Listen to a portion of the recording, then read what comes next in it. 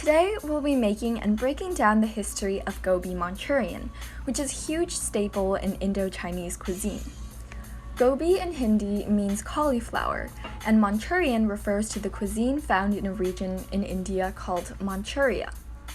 While it has variation, the authentic ingredients we are using today is cauliflower fried and tossed in chili powder, soy sauce, sriracha, ketchup, and sautéed with chives, garlic paste, onion, and tomato. Now, to understand the history of Gobi Manchurian, you need to understand Indo-Chinese cuisine, which started in the 1700s as a result of Cantonese and the Hakka people migrating to India.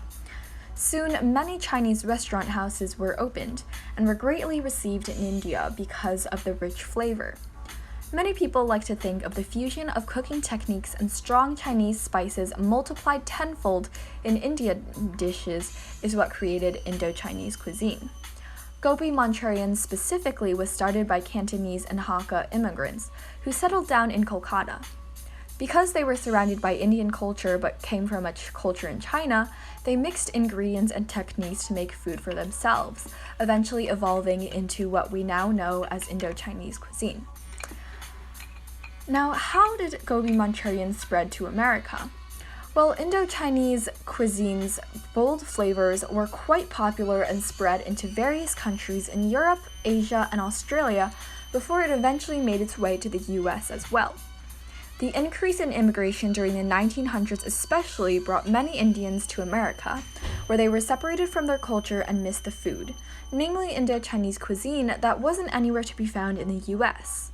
This shared longing and homesickness that Indian immigrants had for food from their homeland created the rise in Indo-Chinese restaurants, and today they are a staple for all Americans regardless of ethnic background.